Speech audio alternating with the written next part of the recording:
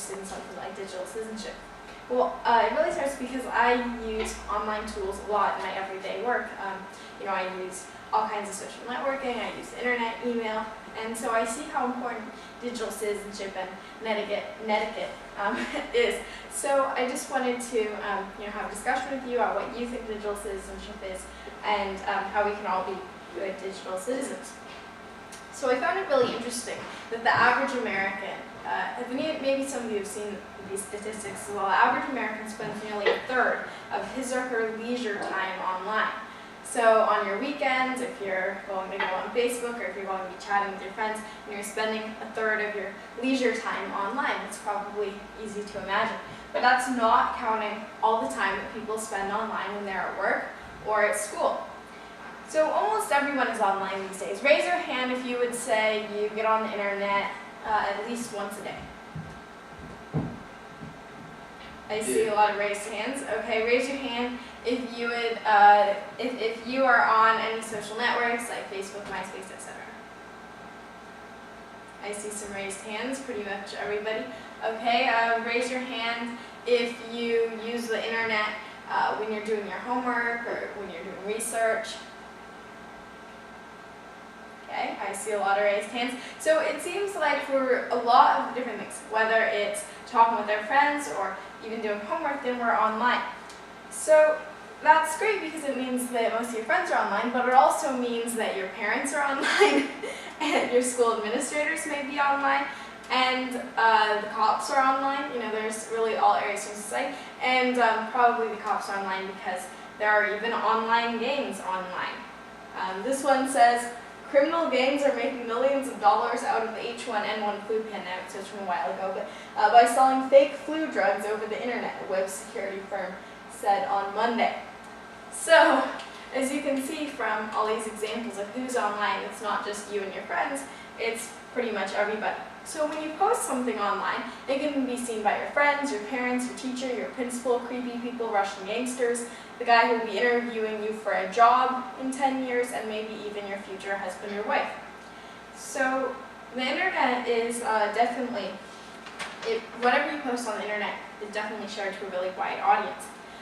So I think we can agree that you want them to be seeing good things, like this picture of me smiling as I walk down the street, not this picture of me just looking weird.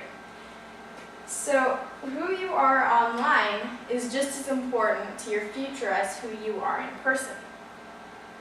So why do you think that posting things online, why is this important to your future? Why wouldn't I want to post something like this on Facebook? I don't know.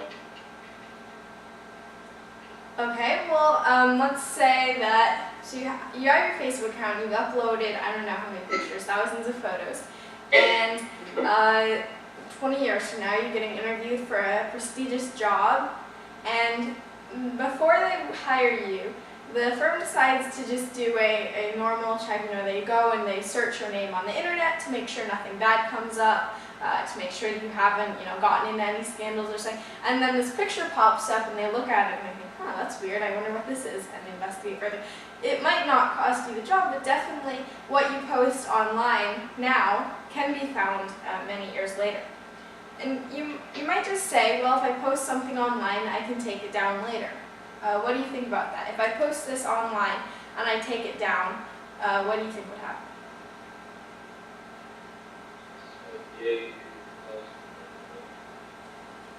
I'm sorry? You can probably still find it later. Yeah, they could probably still find it later. So you say that they could probably still find it later. How would they find it? Online and look it up. Online you could look it up. So let's say I post this on Facebook. Then I decide it's not great for my image, so I decide, I'm going to take this down. The problem is that somebody might have looked at this, said LOL, downloaded it, saved it to their computer, and then post it on their Facebook tagging me. Someone else could have downloaded it. You see how people can easily, download photos, save it if they think it's funny. So if you have a photo that you post, you might not necessarily have the only copy, and someone else might post it. It might exist on their computer. So how do you use the web as a social, academic, and career tool without putting yourself in danger or ruining your reputation? How do you guys use the internet, and do you take any measures to make sure that you're not going to be ruining your reputation or getting in danger? What are some of the things that you do? I don't care. You don't care? Okay, that's good to know. What does anybody? Okay, so for instance, let's talk about Facebook. When you post something, have you ever noticed like privacy measures on the side?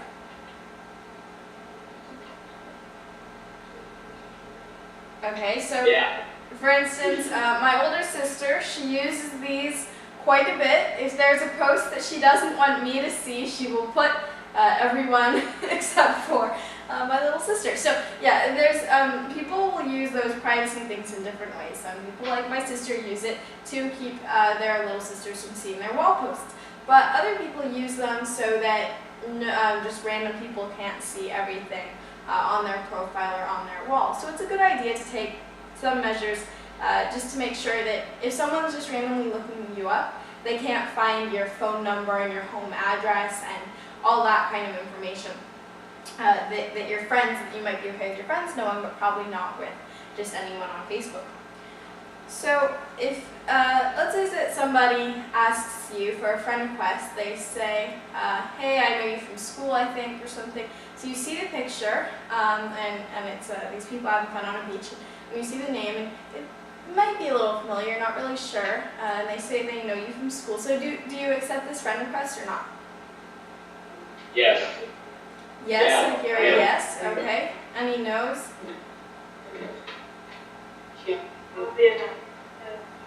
Yell We have some no's. it. Yeah. No? yeah. Okay, so why might you not accept this person's friend request? If I know who the person was, I'd accept them. If I knew who the person was, you'd accept them. Okay, so let's say that you can't really think of an image of this person right off the top of your head. You're not sure. There's probably an Ava somewhere in your school, but you're not totally sure. They say that they know you from school, and the picture is of a bunch of teenagers. So, what do you think? I Probably don't look to see who it is. Sorry. I'd probably look to see who it was, like go on their profile. Okay, you want to see who it was, so you might look at their profile.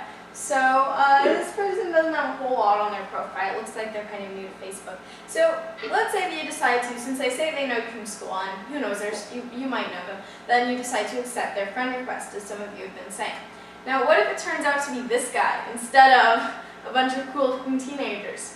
It's really easy to just set up a Facebook account, and say that you were born in 1994, say that you go to this high school or that high school, and this is a picture I got off the internet of teenagers. So it's pretty easy to write something like, hey, I know you from school, have this fake picture, have a fake name, and add someone as a friend. So you want to make sure, do I really know this person? If you actually know this person, you've walked by them in the hallways, or you know who they are, and you can clarify with them, hey, thanks for friending me on Facebook, in person, then it's okay. But if it's someone who you think might go to your school, but you don't really know, you've never seen them before, then obviously that would be a warning sign. So, you want to make sure that if someone friends you, then to do a little bit of investigative work. And for that matter, the profile could be that of your mom, trying to keep an eye on you. A little less likely, but still possible. So if you don't know a person in real life, you probably know not to make friends with him or her on the web. And then also think before you go out personal information such as your real name, your home address, or even your email. Because a lot of people, Facebook asks for information, right? So you might put down your address, you might put down your email just automatically, but then that becomes visible, and unless you change certain settings, it can be visible to everyone, or even friends of your friends. So you want to make sure, am I okay with certain information being out there? Read privacy statements before sharing your information. I know those privacy statements are boring, but you want to scan through them and make sure there's nothing that you're not aware of. Read the fine print.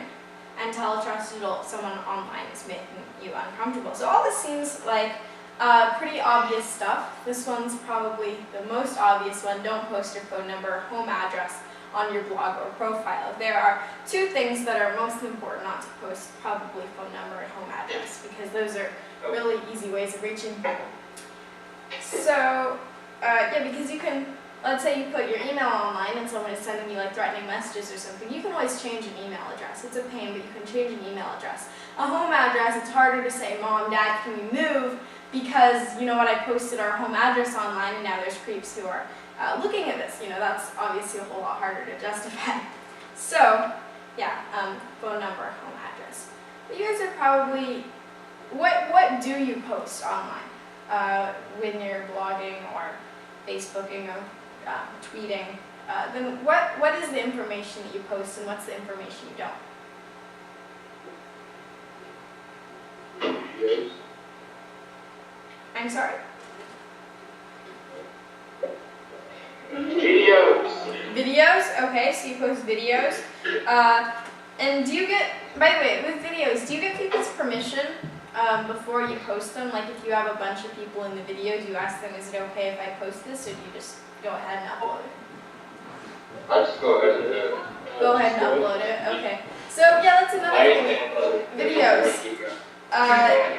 If you're going to be like, okay, so let's say you go to someone's house, you go to a party, and you're playing this awesome video game, and some person has this really cool look, and so you start doing video, and then you post that. Well, if that person finds out, and if they're really mad because they don't want a video to be posted, maybe their family is in the witness protection program, okay, that one's a little less likely, but it's possible, then they might take issue with that, and you might just take it down. So most of the time when you're doing video of your friends, and if they see you with a video camera out, then it should be okay. But if you're just doing video and they might not notice that you're doing it, you might want to, before you upload it, just you know, text them or email them, hey, I'm going to post this video with you in it, is that okay? So what else do you post aside from videos? Do you post, I don't know, where you're going or what you're doing? I usually post some random funny stuff.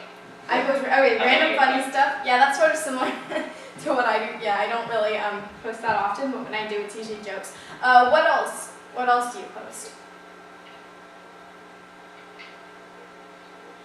Pictures of friends, hanging out. Okay, so you might make plans with new friends, like, hey, we should hang out on Saturday. Do you want to go to, I don't know, where do you guys go to hang out? Walmart. Okay, Walmart. You want to go hang out at Walmart? Okay, so let's say, now, assuming there's nothing wrong with hanging out at Walmart. So you have, let's go hang out at Walmart. You post this on Facebook, it's visible to all of your friends, and you're pretty smart, you're not making this visible to everyone. So there's no creepy people that could see this. It's visible to your friends though. Maybe I don't know if any of you have had this experience, but what if some of your friends jump in and say, hey, can we come and hang out too? And you suddenly have a group of 10 people that wants to come and hang out with you at Walmart. So when you post things that are public to your friends even, you might get unintended consequences. Let's say you just really wanted to go with one person, and now you've gotten this whole group that's planning on meeting and has made this whole detailed thing. So when you post things, just be aware of the consequences. Even if it's within a group of friends, things can happen that you maybe weren't looking to happen. So it basically comes down to common sense. Don't post things like your age, school, location, email address, phone number, schedule. What I mean by schedule is, if it's visible to everyone, don't say something like, hey, this upcoming Saturday, my family is going to be gone on a weekend trip, but our house will be completely empty, okay? Because obviously that is, you know, why might you not want to post something like that? Because you might come back into your house.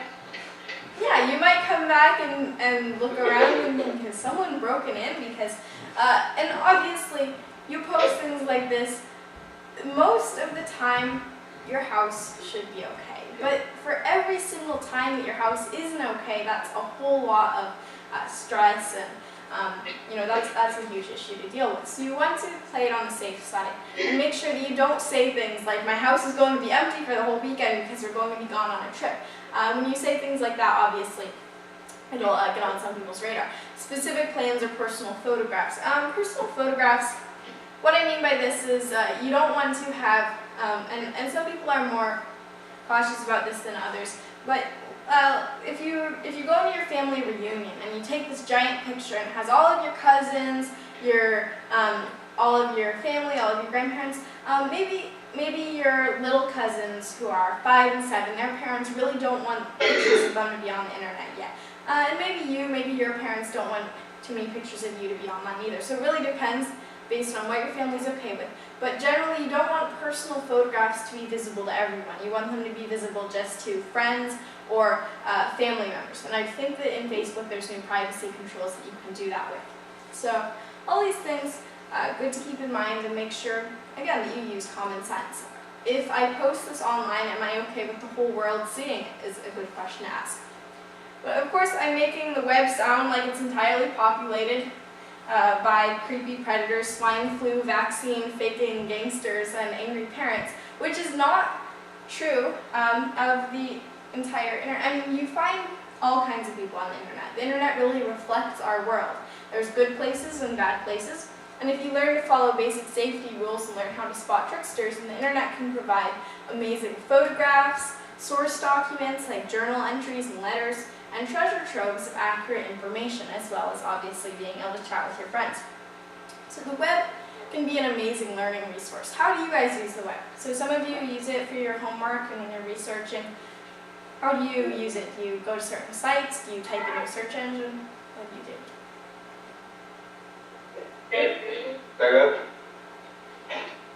So Everything. everything? Okay, so let's say you have a research paper, a 12-page research paper to write about the feeding habits of South American bats. Where do you go first? Google. Okay, so you go to Google.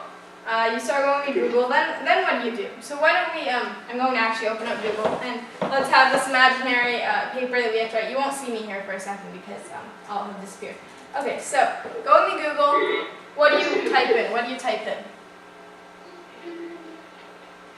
Feeding habits for that. Google. So the assignment is on the feeding habits of bats in South America. I just made that up. Or we can just do it, feeding habits of bats. They don't have to be separate. So in Google, what are the words you type in? Feeding habits of bats. Okay, feeding habits of bats, fair enough, since that's what you're supposed to be writing out. So, feeding habits of bats. Okay, so the first things that come up, we can take a look at. This is the Encyclopedia Smithsonian. So, the first thing you want to do is look at the website to make sure that it's a trustworthy source. And also you want to look at the website to make sure it's not, a spam website that's going to download a virus on your computer or something like that. So we can observe what the website is. It's www.si.edu is the main website. So what do we know about .edu websites? It's educational. They're educational, okay? So specifically, who uses .edu domains? A teacher. Okay, it might be a teacher. Generally, you find .edus with universities and colleges. You find them also on some high schools and public schools, but a lot of times you'll find it on a college. So Encyclopedia Smithsonian Bat Facts, we see that it's a .edu. So we know that it's probably going to be an open source, and it's also from the Smithsonian. Anyone know what the Smithsonian is? Museum. Yeah, it's the National Public Museum. So, and they're very well respected. So we can tell that their bat facts are probably going to be trustworthy. So, information research assistance regarding bats is frequently requested from the Smithsonian Institution. Here's this I've got them.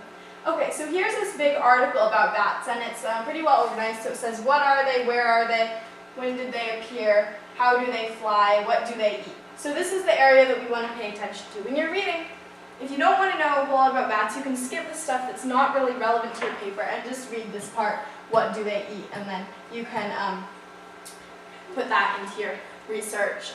You might copy that, put it into a Word document, put quotes around it so that you remember that you're quoting the article. And then what you probably want to do is you don't want to take this whole big piece and quote it exactly into your research paper. You might want to read it, understand it, and paraphrase it, or state it in your own words, and then cite this website as one that you got the information from. So it's pretty easy to find a trustworthy source. Let's go down. Here's another .edu one, and here's a .com one, the wildclassroom.com. So .com websites, you want to sometimes be aware that they're not always accurate because anyone can buy a .com. I can go to a domain registrar and I can say I want to buy draustin.com, and I am going to write all kinds of fake information about bats just to see if anybody will fall for it. Well, all about, or bats are awesome, gets onto Google, and some poor person researching for their paper clicks on that website, finds all this fake information. So you see how .com websites can be, it's really easy to fake them. But another thing to be aware of, not so much when you're researching bats, but when you're researching political issues, for instance, then you'll find that if it's a controversial topic, you'll find a lot of prejudice or bias sometimes on websites that are easy to buy. Okay, so when you look at this, just be aware of what are the websites. Are they .com, are they .org, or are they .edu? And know how to evaluate them. So just as some places in the world you know are good places to go, like for instance, if you like to hang out at Walmart, you know that Walmart is where you like to go, and there's some places on the web that are trustworthy that you know you can get good information from. So for instance, PBS or the Library of Congress. These are good places because they can provide fairly unbiased and large amounts of information. So websites created by organizations or people that are unfamiliar to you are more questionable.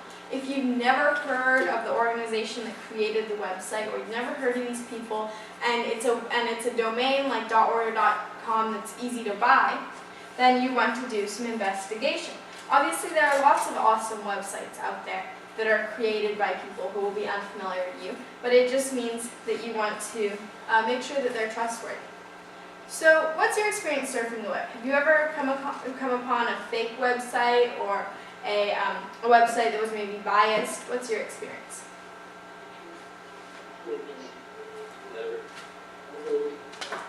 Never? Okay, that's good. Now, does your school have some rules as far as what websites you can use and what websites you can't? The other blog. Yeah, and the blog, there's no website on it. That's an email. Okay, so you can't use blogs as far as like citing for information in a paper? Yeah. Okay, what about Wikipedia? It's You're liable. not. Wikipedia work. Yeah, word. Wikipedia, okay, so you are allowed to cite Wikipedia. Okay. So, well, why do you think your school might not want you to be taking information from blogs or citing blogs? Does it not have bad stuff on it? Because they might have bad stuff on them.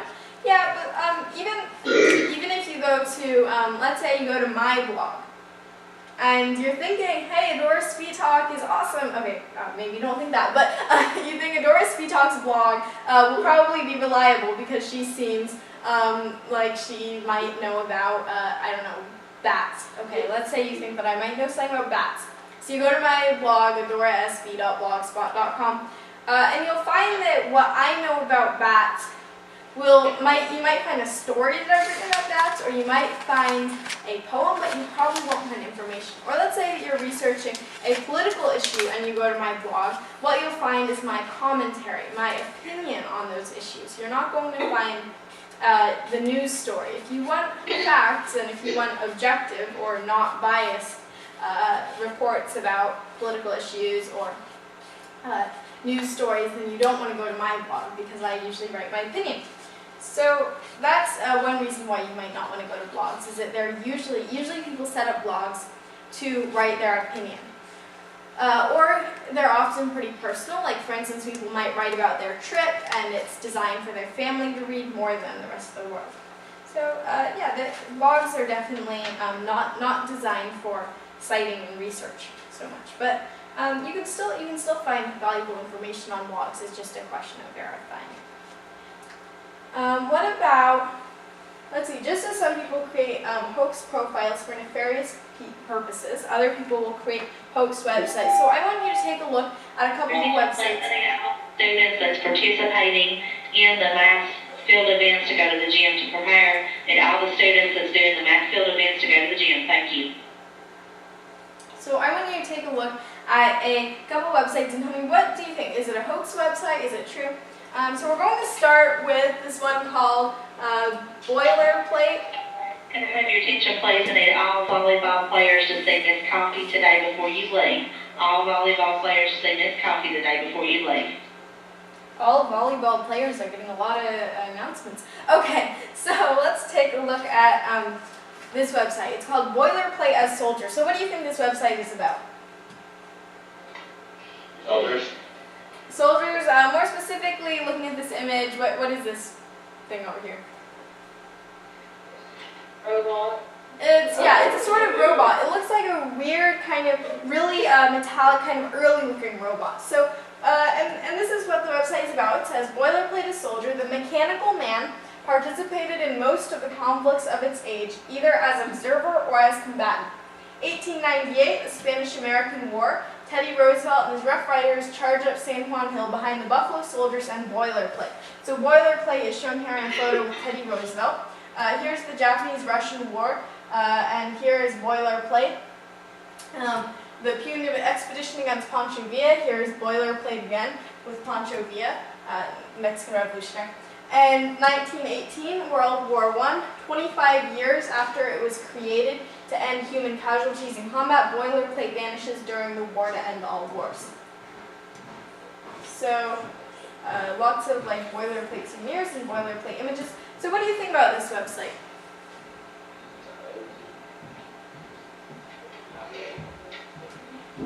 Well, one thing you can do, so let's say you're reading about this and you think, man, this would be an amazing paper I could write about what this Boilerplate mechanical man, how many battles he was in, and look at all these amazing photos. I could make an awesome slideshow or a presentation. But you're a good researcher, so in order to verify your source, you want to do a little investigating. So I'm going to walk over here to the keyboard, and we're going to start by maybe taking off parts of the website. And the reason that I would backspace a little bit is I can go see what bigredhair.com is, since that's the thing that it's under. So if I go to bigredhair.com, then it'll be this big red hair, and it says comics, robots, and it's Paul Greenan's robots and Anina Bennett's comics. So what does that tell you about the Boilerplate index of all the photos and stuff?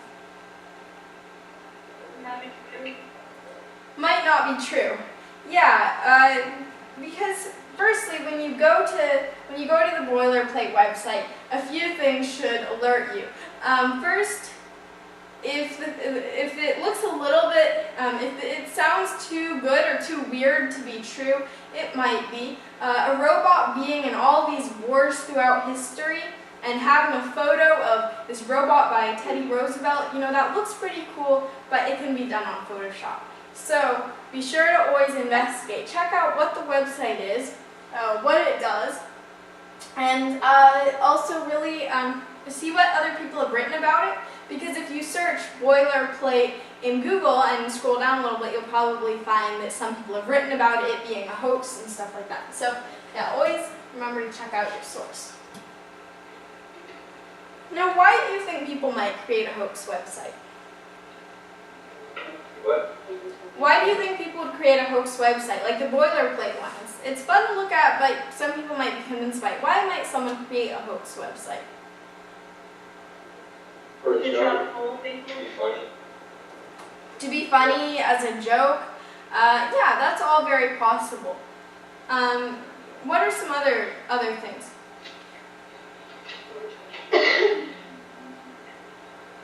correct viruses?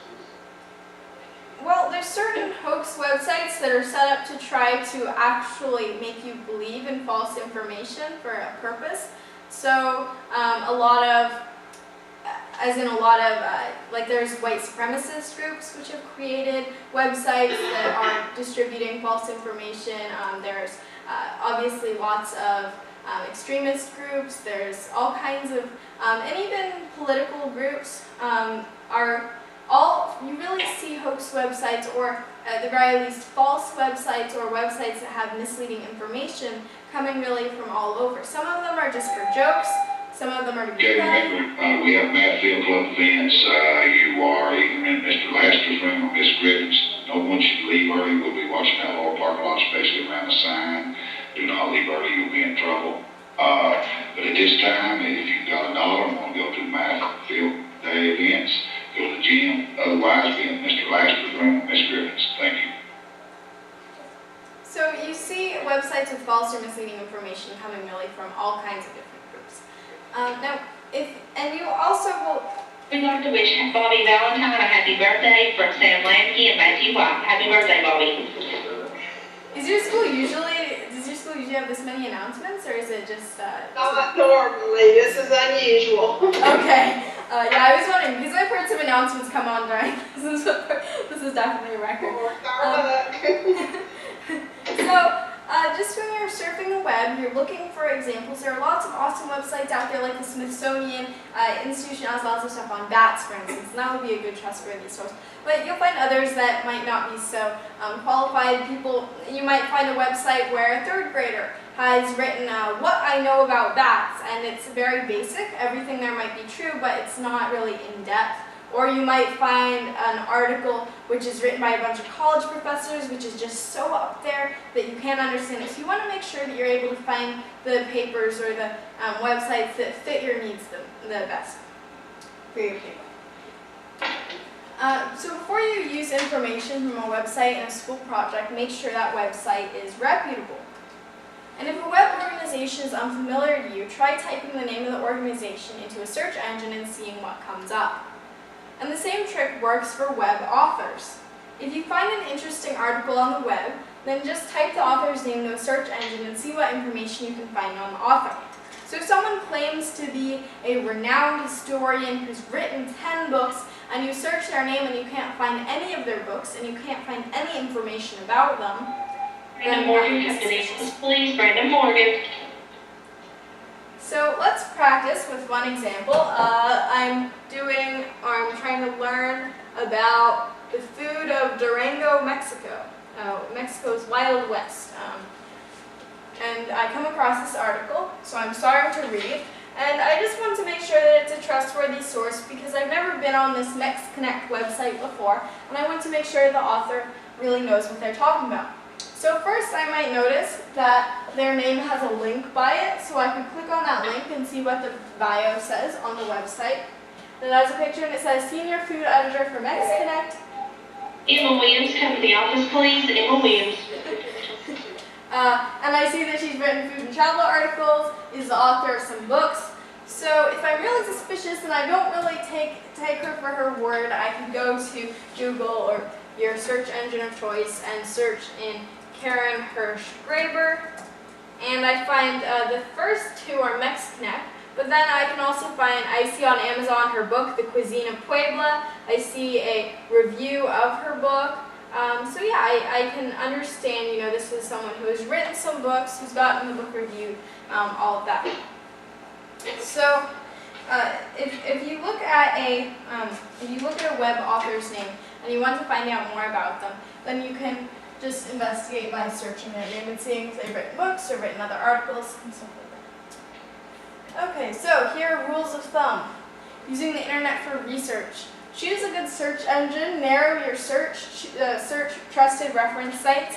So, for instance, you're doing your research paper on bats, and if you just go to Google and you search bats, you'll get all kinds of information. You'll get information about bats of South America and bats in North America and diseases striking bats and bats in the news and bat poop and what bats are famous for and bats in history and in stories. And so in order to really get the results that you want, you want to narrow it. You want to search something specific, like bat feeding habits, or what bats eat, or something like that. And you could even go narrower than that. It's a lot like when you're writing a research paper. You don't want to write about a super huge topic like the world. You want to narrow it down to politics of North America or something like that. So you want to do the same thing with when you're on a search engine. Investigate authors that you don't know about. If you're not quite sure if an author is trustworthy, just search their name, see what they've written, see what they're famous for. And then investigate the website by looking at the domain name, About Us section, searching if anyone has written things about it on the web. So these are things that you can do just to verify that your sources are okay. Your online presence can help you or haunt you. What are ways that your online presence might help you?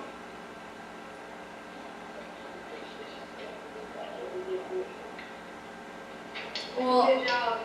getting you a job, yeah. A lot of people use the internet to look for jobs. You find a lot of, by going online, you can find where to get a job, what jobs are open, you can apply for jobs, you can get tips on how to build your resume. So definitely getting a job, that can be helpful. What else can you do using the web?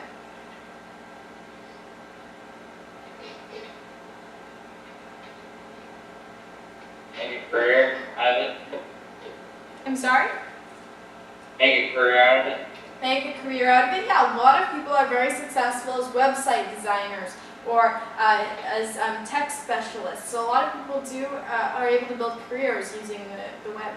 And then right now, obviously, a lot of you will use the web for your homework, and you use the web to talk with friends. So your online presence can be very helpful.